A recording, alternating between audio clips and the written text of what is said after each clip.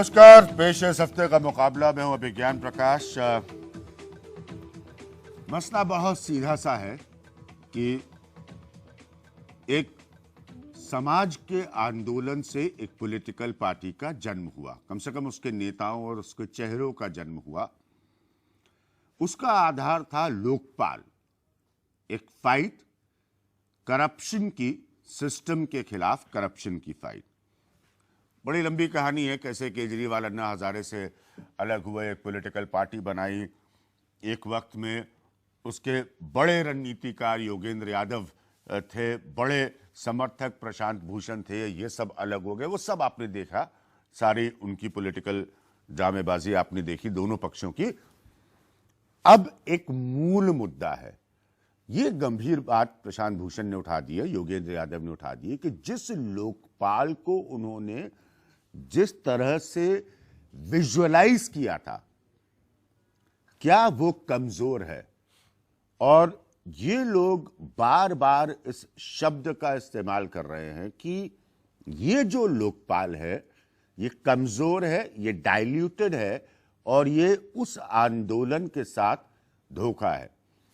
सभी जानकार लोग यहां पर मौजूद हैं, आलोक मेहता, अमित गोयल, मिश्रा जी, उर्मिलेश। किसी को मुझे इंट्रोड्यूस करने के लिए जरूरत नहीं है, सब बहुत सीनियर जर्नलिस्ट हैं। सब ने उस अन्ना आंदोलन का 2011 का वक्त फॉलो किया है, अरविंद केजरीवाल की बड़ी जीत को फॉलो किया है, सरकार बनने को फॉलो किया है।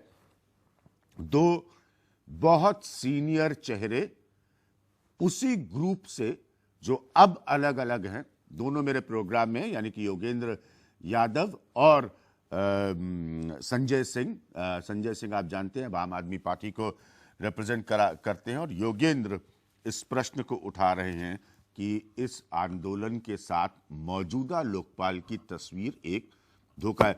ओपनिंग कमेंट्स संजय मैं आपसे और योगेंद्र यादव से लेना चाहूंगा।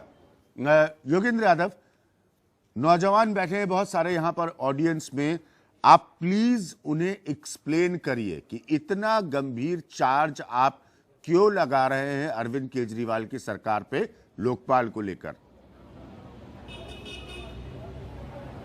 अभिज्ञान, आप बिल्कुल ठीक कह रहे हैं, गंभीर है, इसका जरूर एक्सप्लेनेशन देना चाहिए। और सच बात यह है कि मैंने नहीं सोचा था कि ये दिन देखना पड़ेगा कि दिल्ली में लोकपाल आए और मेरे और प्रशांत भूषण जैसे लोग उसके विरोध में खड़े हों, बजाय इसके कि हम सड़क पे जाके उसको सेलिब्रेट कर रहे हैं। और वो स्थिति इसलिए नहीं है कि हमारे को एक दो कोई माइनर शिकायत है, एक दो माइनर चीजें तो हर जगह हो जाती हैं। आप सपने देखते हैं, योजनाएं बनाते हैं, 100% वो कभी भी रियलाइज नहीं होती। लेकिन इस लोकपाल में जो हुआ है वो तो इसे क्या कहें, अंग्रेजी में मैंने कहा डे लाइट रॉबरी, जैसे मतलब दिन दहाड़े डकैती जो हो जाए वैसा चीज है। आपने जैसे बताया, पार्टी बनी लोकपाल के नाम पे, चुनाव लड़ा लोकपाल के नाम पे, सरकार बनी लोकपाल के नाम पे, पिछले साल सरकार छोड़ी लोकपाल के नाम पे, पिछले साल एक कानून बना था और इस साल हमने सोचा कि ठीक है अब उसी कानून को लागू कर देगी ये सरकार आके।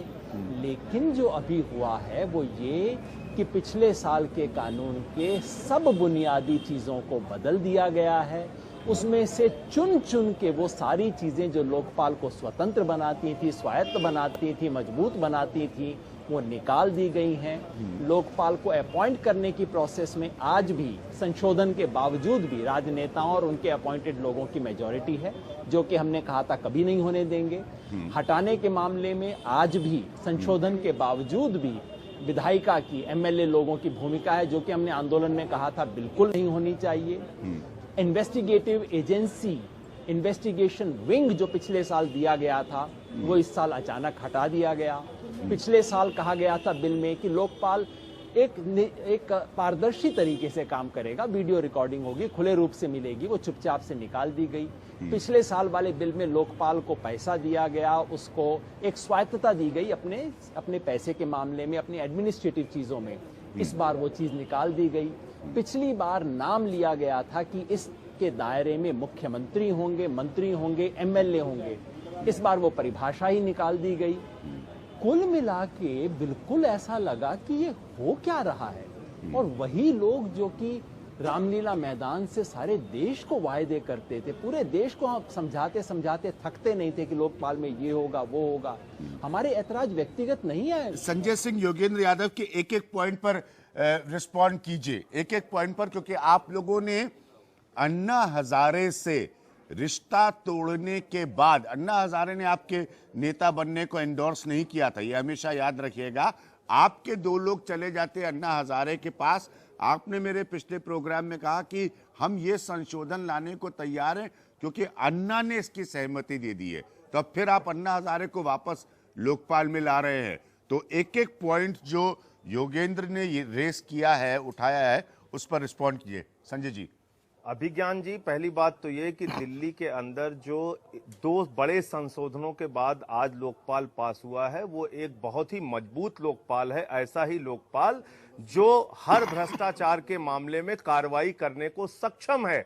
अब मैं, योगेंद्र भाई ने जो बात उठाई, मैं ये मानता हूं कि वो तथ्यपूर्ण और तर्क के साथ बात करते हैं, जो कागज होता है उसके आधार पे बात करते हैं। लेकिन मुझे आज सुन के बड़ी हैरानी हो रही है कि बहुत गलत जानकारी वो देश के लोगों को आपके टीवी चैनल के माध्यम से दे रहे हैं। बिल्कुल लोकपाल को पूरी स्वायत्तता और स्वतंत्रता है, वो अपनी जांच एजेंसी तय कर सकता है, वो किसी राज्य की जांच एजेंसी को लिख सकता है, वो किसी केंद्रीय जांच एजेंसी से भ्रष्टाचार की जांच करा सकता है। और जब आप कह रहे हैं कि नियुक्ति में बाहरी लोगों की अधिकता हो, तो रॉबरी, दिन दहाड़े आप लोगों ने लूटा है आंदोलन के वायदे जो आप लोगों ने किए थे, ये योगेंद्र यादव कह रहे हैं। यही तो मैं सोच रहा हूं कि अगर वो इस भाषा का प्रयोग कर रहे हैं तो ये व्यक्तिगत नाराजगी की भाषा हो सकती है। ये लोकपाल पर उनकी सही आपत्ति नहीं है। उनकी 2 नियुक्ति और रिमूवल पे 2 बड़ी आपत्ति थी, जिसको हम सारे लोगों ने, अन्ना जी ने भी कहा, वो मान लिया।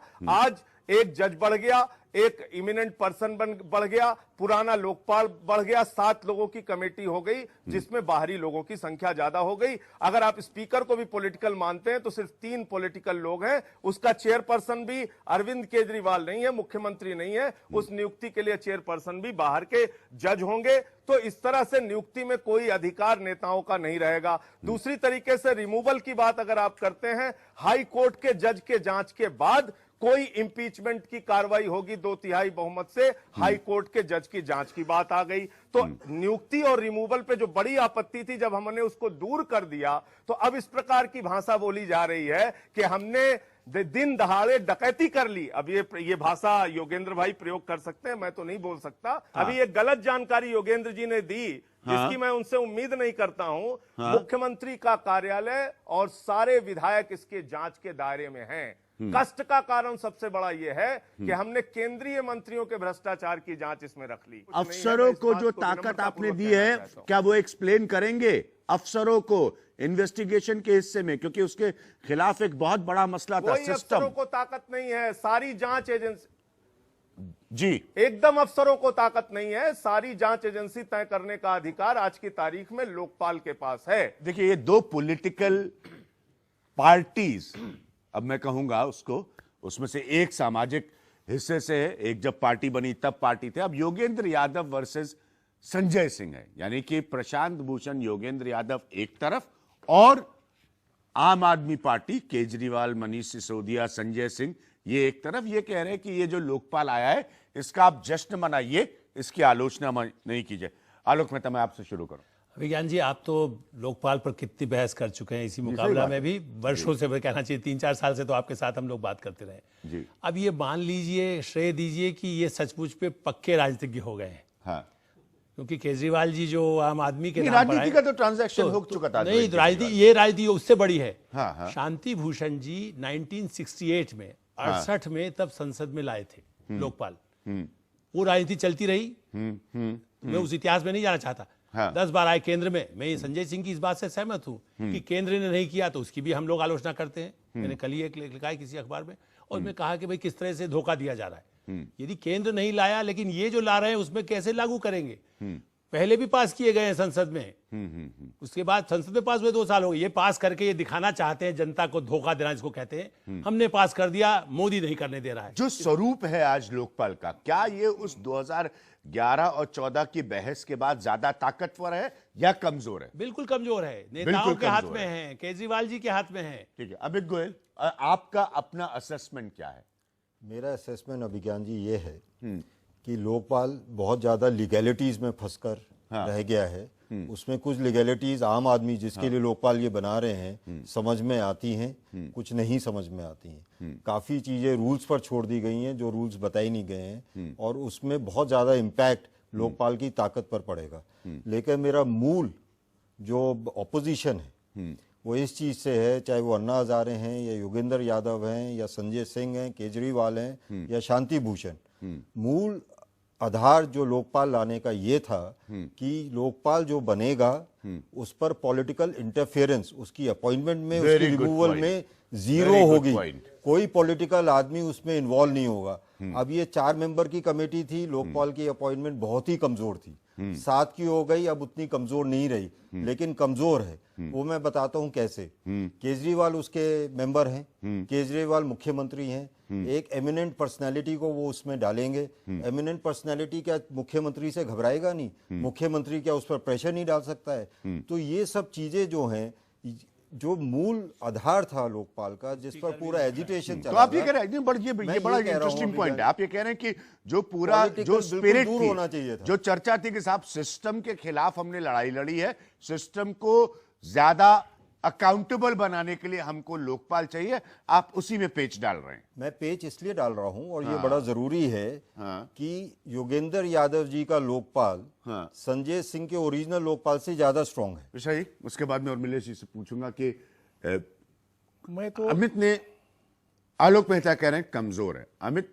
पुरानी बात कर रहे हैं, लेकिन मुझे अभी भी याद है, बहुत स्पष्टता याद है, जनतन मंतर पर अन्ना का बैठना, वहां से लोकपाल की बात शुरू होना और उसके बाद एक बड़ी तस्वीर में तब्दील होना रामलीला में। अब आप इतने बड़े बहुमत के साथ सत्ता में, क्या स्पिरिट जो थी वो डिस्ट्रॉय हो रही है, वो तोड़ी गई है? इसमें अभिज्ञान जी मैं 2 बातें कहना चाह रहा हूं। हाँ। पहली तो ये है कि जो लोकपाल 2011 में अन्ना के आंदोलन में किया गया था, घोषणा वायदे किए गए, तो वो तो ये नहीं है।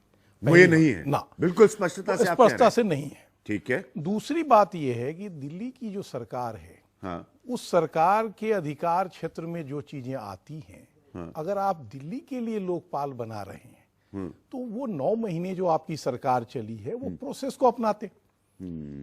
अभी संजय सिंह अचानक कह रहे हैं सॉरी अभी संजय सिंह अचानक ये कह रहे हैं कि दिल्ली में रहने वाले केंद्र सरकार के जो मुलाजिम हैं वो हमारे लोकपाल के अधीन होंगे। ऐसा संभव है क्या कि मैं आज ये तय कर लूं यहाँ कि अमुक फैसला पंजाब हाई कोर्ट का मैं नहीं मानूंगा क्योंकि मैं तो रहने वाला उत्तर प्रदेश का हूं? तो ये संभव होगा क्या? भाई कानून के हिसाब से देश चलेगा ना। अगर कानून में ये लिखा हुआ है कि दिल्ली में कोई भी विधान बनाने से पहले आप केंद्र सरकार से उसकी इजाजत लेंगे। केंद्र सरकार में ऑलरेडी 2013 में, ये अलग बहस का विषय है कि वहां लोकपाल आज तक नहीं बनाया गया किसी को, लेकिन 2013 में ऑलरेडी लोकपाल वहां बन चुका है। आप उस लोकपाल को ओवर रूल कर रहे हैं क्या, ओवरलैप कर रहे हैं क्या? ये तमाम चीजें जब तक चेक नहीं की जाएगी, ये कागज का पन्ना 24 पेज का बनाया है, वो 48 पेज का बन जाएगा, उसका कोई मतलब नहीं। उर्मिलेश जी, पूरा वक्त आपके लिए। ये बहुत इंटरेस्टिंग है, क्योंकि मुझे, जैसे आलोक जी ने कहा, मुझे इतने पहलू थे ना उस समय लोकपाल की चर्चा के। एक एक प्रोग्राम खाली मैंने अलग अलग छोटे छोटे बिंदुओं पे किया। मुझे याद है किरण आके बहस करती थी, अरविंद आके बहस करते थे। अब सब कुछ एक इनके स्ट्रक्चर के हिसाब से लग रहा है आपको? अभिज्ञान उन बहसों में मैं भी कभी कभी होता जी, था। जी, आप सब लोग थे, इसलिए मैं याद दिलाना मैं आपको बताऊं, उस वक्त भी जी मैं आमतौर पे मीडिया में या जो हमारा सामाजिक संरचना है उसमें जो डिबेट थी लोकपाल को लेकर, इस पूरे आंदोलन को लेकर थी, उससे थोड़ा मैं डिफर करता था उन दिनों भी और आज भी करता हूं। मुझे आज भी ये लग रहा है कि ये दोनों जो खेमे हैं, अरविंद केजरीवाल के नेतृत्व में आम आदमी पार्टी का खेमा और दूसरी तरफ योगेंद्र यादव और प्रशांत भूषण के नेतृत्व में स्वराज अभियान का खेमा, ये इन दोनों में बहुत अच्छे लोग हैं। अगर आम पॉलिटिशियन, आम political parties, I mean main stream political parties के जो डोमिनेंट सेक्शन तो आप कह रहे पॉलिटिकल क्लास से अगर कंपेयर करें तो डिफरेंट नजर आते हैं ये लोग। लेकिन मैं फिर कहूंगा, जो उस वक्त कहता था, आज भी मैं कन्विंस हूं कि ये दोनों खेमे निम्न मध्यवर्गीय या मिडिल, आप यूं कहें अंग्रेजी में मिडिल क्लास जो सेंसिबिलिटी है, जो मध्यवर्गीय संवेदना है, उससे ग्रस्त ये दोनों संरचनाएं हैं राजनीति में। ये इनकी पूरी की पूरी जो नैतिकता है वो अखिल भारतीय जो एक सोच है, एक समाज के सभी तबकों की जो सोच है, उनसे नहीं आती है ये सोच बेसिकली। और यही कारण है कि भारतीय मीडिया के मेन स्ट्रीम सेक्शन ने इनको बहुत पसंद किया था। शहरी मध्यवर्गीय सोच। देखिए, मीडिया के डोमिनेंट सेक्शन ने इनको हाथों हाथ क्यों लिया था? क्योंकि ये शहरी मध्यवर्ग के देवता हैं, ये शहरी मध्यवर्ग की नैतिकता के प्रतीक हैं। और यही कारण है कि आज भी ये शहरी मध्यवर्ग की नैतिकता से ही लोकपाल को, करप्शन को, सिस्टम में करेक्शन को, कोर्स करेक्शन को, सारी चीजों को एड्रेस कर रहे हैं। आज मैं नाम नहीं लूंगा, जो लोग इन पदों पर बैठे हैं कई राज्यों में, उनका क्या हाल है? मैं एक राज्य का जानता हूं जिसके बेटे अभी जेल में है करप्शन मामले में। क्या हो रहा है वहां? तो कई ऐसे लोकायुक्त हैं प्रदेशों में जिनकी बहुत दिलचस्प रिपोर्ट्स आई हैं, बहुत ईमानदार रिपोर्ट्स आई हैं, और वो ठंडे बस्ते में पड़ी हुई हैं। उर्मिलेश जी का कहना है कि आप अभी भी शहरी मध्यवर्गीय सोच में फंसे हैं और उसी से आप करप्शन के खिलाफ लड़ाई का कोई देवता पैदा करना चाहते हैं। मिश्रा जी हमारे कह रहे हैं कि आपने सब कुछ तो कर दिया, क्योंकि विसल ब्लोअर्स को लेकर तो बड़ी बहस हुई है। जो शिकायत करता है उसके संरक्षण का प्रश्न आप नहीं बता पा रहे हैं। गलत शिकायत हो जाए तो आप कार्रवाई बता रहे हैं। अमित गोयल क्या कह रहे हैं? अमित गोयल 2011 के भाषणों को की तरफ इसको लेकर जा रहे हैं और कह रहे हैं कि जो पॉलिटिकल क्लास का रिजेक्शन आपने बनाया था कि भाई ये देश की राजनीति ऐसे ही है, देश के सारे नेता ऐसे ही हैं, कांग्रेस ऐसी है, बीजेपी ऐसी है, सब है, उसी पॉलिटिकल क्लास के स्ट्रक्चर को आप इसके अंदर ला रहे हैं, तो उसको आप जगह दे रहे हैं। और आलोक मेहता का कहना है कि उस समय आप जो जबान बोल रहे थे सीधी लड़ाई की भ्रष्टाचार के खिलाफ, वो इस विधेयक में कमजोर है। पहले तो यहां पर एक ब्रेक। देखिए, बिल्कुल 4 अलग अलग पक्ष रखे गए। आपने शुरुआत में संजय सिंह और योगेंद्र यादव को सुना। मैं जब वापस आऊंगा तो इन लोगों से वापस एक प्रश्न पूछूंगा कि कई सारी लोकायुक्त की रिपोर्ट्स जो है, और ये बड़ा अच्छा पॉइंट उर्मिलेश जी ने रखा है, ये सच में बड़े महीन और चतुर तरीके से ये ठंडे बस्ते में रख दी जाती। कई कई जगह तो अपॉइंटमेंट्स भी नहीं होते, इसमें सब शामिल है, किसी को मत। तो फिर ये क्या बदलने वाला है? किसी को जस्टिस चाहिए ना, इंसाफ चाहिए ना भ्रष्टाचार के खिलाफ, तो ये क्या बदलेगा, क्या तेजी से बदलेगा, ये पूछूंगा मैं इन 4 वरिष्ठ जर्नलिस्ट से एक छोटे से ब्रेक के बाद।